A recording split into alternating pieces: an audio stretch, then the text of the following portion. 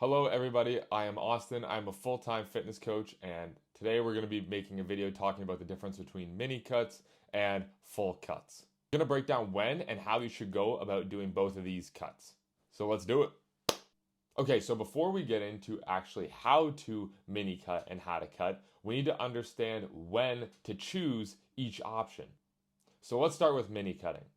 There's a couple different scenarios where you would want to choose mini cutting over a full cut option. First one, you're looking to go back into a building or bulking phase as soon as possible. So let's use this gentleman on the right here. This guy already has a bunch of muscle. This looks like him at the end of a bulk. But if he wants to go back into a bulking phase as soon as possible to try to put on even more muscle, he's going to want to lose a bit of this body fat, get a bit leaner, then start the bulk again. So this is a great position to start a mini cut. Now the next one I want to talk about is this other guy here. It's this skinny fat guy. Now this guy, it's an edited photo. He actually has a little bit of muscle here, but this example is another one that you would want to choose the mini cutting option because you really don't have that much weight to lose when you're skinny fat, but we don't want to go into a bulking phase yet because you have too high of a body fat percentage and we don't want to put on any more. So what we do is we do a mini cut for 4 to 6 weeks in this position. We get you actually fully lean, then we go into a building phase. And because you don't have that much muscle to start, you're probably going to put on some muscle even while being in a mini cut. Now this is something that doesn't get talked about too often. Ideally, if you're going into a mini cut, you want to have some sort of guidance or experience with tracking your food because basically you're going into a very controlled starvation. And it's very easy to feel super shitty while on a mini cut if you are not eating the proper foods or having the proper guidance of someone who knows what they're doing. All right, now let's talk about when to do a full cut. If you're doing a full cut, you're usually looking to get really shredded or to some seriously low body fat percentage. You're overweight and need to lose over 30 pounds. I usually recommend doing a full cut if you don't have guidance instead of a mini cut and hasn't tracked their food because we can take a little bit of a slower approach to it. And you are going to have to be in a calorie deficit for longer than 4 to 6 weeks. So I use this example of Seth Rogen, and I'm not sure who this guy is. This is not skinny fat. This is overweight. So this is where you'd want to go into a cut because you need to lose more than this 30 pounds here. You're not looking to lose 10 to 15. You need to lose much more. Okay, so now that we know whether to choose a mini cut or a full cut option, let's talk about how to go about actually doing both of those. So again, we're going to start with the mini cut. We need to go into a heavy calorie deficit, probably somewhere around 1,500 to 1,800 calories, depending on if you're male, female, your activity level, lots of things to consider. Okay, but I'm going to show you guys how to calculate for that in a second. We want to make sure that we're keeping our protein very high, around 1 to 1.2 grams per pound of body weight. We need to keep all the muscle that we have on us while trying to build muscle, and protein is going to help us stay full since again we are going to be eating in such a heavy calorie deficit.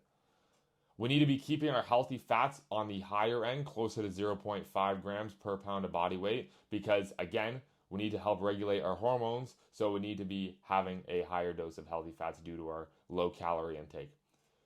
You need to be training with intensity, okay? If you want to keep the muscle that you have or build more, you need to actually continue to push as intensely as possible, same as if you were on a bulk or if you had a regular amount of food. We do not want to change our training. Make sure we are prioritizing recovery, okay? Sleep is so important and recovery as a whole, okay? You cannot be eating barely any food, getting 3 hours of sleep, and expecting to do well. It's just not going to happen. Take progress photos every week, weighing yourself daily to make sure that we're on track. Okay?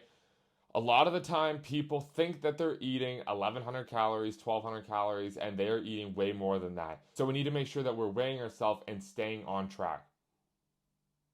Continue to do this for 4 to 6 weeks and watch the progress. Now let's get into actually finding this calorie range that you want to eat.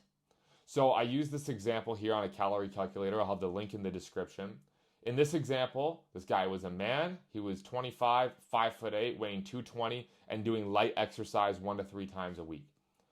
For him to maintain his current body weight, he needs around 2,700 calories. Now, in a mini cut, we are looking that extreme weight loss, okay? So I would start him around that 1,600 calorie mark here to be losing that 2 pounds a week, because we're only doing this for 4 to 6 weeks. So he could lose anywhere between 8 and 12 pounds in that 4 to 6 weeks, and we could even lose more because he could drop a bunch of water weight, right? So this is the number that you're looking for when you put in all your information that you need to be eating at. Okay, let's talk about a full cut. Now, we actually have two different options when it comes to full cutting. We have an aggressive start and we have a slow start. We're going to start with the aggressive start. The aggressive start is very similar to a mini cut. 4 to 6 weeks, heavy calorie deficit, keeping our protein and healthy fats high, training with intensity, prioritizing sleep and recovery, getting those photos, weighing yourself. But after these 4 to 6 weeks, okay, you're going to start hitting some diet fatigue. So we're actually going to start increasing your calories by 200 to 300 every 2 to 3 weeks, depending on how much weight you've lost. What this is going to do is, if you look at the chart, we're still going to be in a calorie deficit here, but we're going to be able to increase our food. So you're going to feel like you get to eat more, and the diet fatigue is going to be less. Now, again, I would not really recommend doing this unless you've tracked your food before or you have proper guidance, because it's very easy to basically harm yourself if you do an aggressive cut and you don't have the proper guidance. Now let's talk about the slow start. So the slow start is for people who have really never lost weight before and haven't really tracked their food. So what I like to do is start with your maintenance calories or mild weight loss. So if we look at, again, this example, we'd start with eating around 2,600 to 2,500 calories or so, keeping our protein high, still 0.8 to 1 gram of protein, keeping our healthy fats moderate to high, 0.3 to 0.5. We still need to be training with intensity and getting proper recovery, doing our photos and weigh-ins. Now, we still need to track your weight from the very start, making sure that when we hit a plateau and we're not dropping any weight, we can reduce our calories by 200 to 300 more and continue.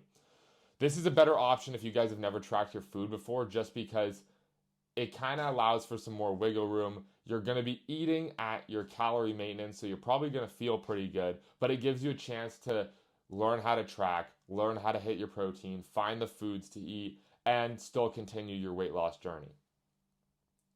Now, every 6 weeks or so, once you start reducing and reducing and reducing, you are still going to hit some diet fatigue. So I recommend every 6 to 8 weeks or so, we check your new weight. So you go on this calorie calculator again, put in your new weight with your activity, and eat at maintenance calories for that weight for like 1 week.